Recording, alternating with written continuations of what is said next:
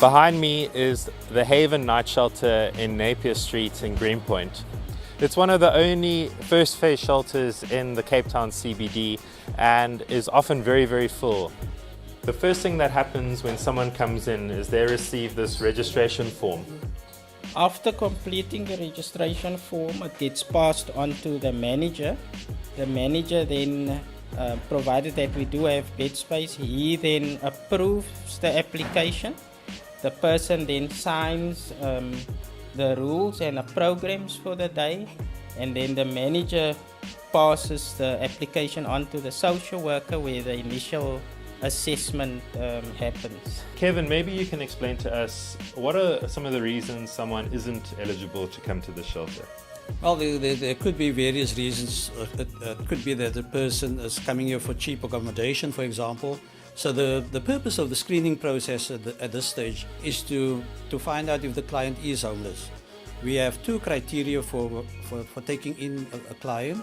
The person needs to be homeless and the person needs to be over the age of 18. What is the procedure when someone does come here and there is no bed space available? Well, we will then check online where there's a bed space available at one of our sister shelters and refer the person to another shelter out of the CBD. We provide transport or traveling fees to go to the different shelter. We're in the social worker's office at the Haven Napier Street. Once a client has been approved in coming into the shelter, this is where they end up. The first step is to get them onto the CRS, the Client Registration System.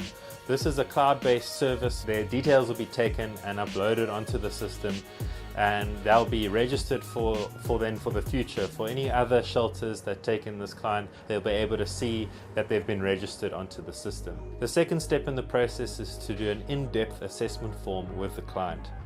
Here they'll understand what the background of the client is, if there's any medical history, if there's any substance abuse history, and this might take weeks because that's how in-depth this assessment is. The third step and the most important step is the PDP, the Personal Development Plan. It's in this step where the client and the social worker will figure out what the next steps are. The fourth step of the plan is an exit strategy.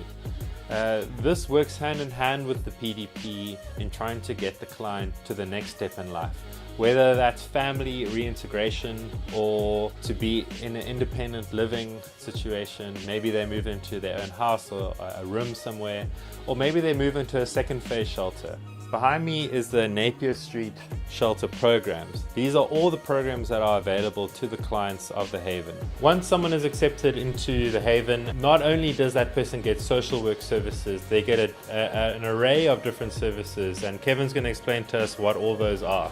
Okay, the first thing we do when the person walks into the shelter is we try and determine when last that person had something to eat. We offer that person a meal and also a care pack, which is a toiletry kit consisting of basic toiletries like soap, toothpaste, toothbrush or face cloth. We offer the person then over and above the social work services is the bed space, a bed with fresh bedding and 3 meals for the day.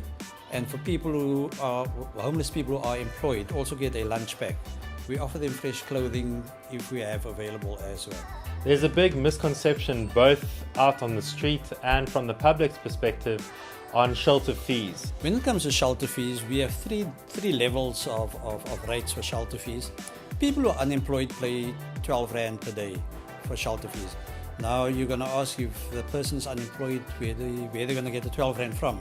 So what we do is we offer the clients chores to do, and they will work for 1 hour, peel vegetables for 1 hour, and we will pay their 12 Rand. But for people who are unemployed, for the first 30 days, they stay at the shelter as a guest. They don't have to pay anything. Then there's our grantees, the pensioners, people who get a state grant, who pay 900 Rand a month. And then people who are employed, they pay 1,050 Rand per month, which works out to 35 Rand per day. And there you have it. That's what the Haven Napier Street offer the homeless. It's a positive step for someone to leave the streets and start a new life.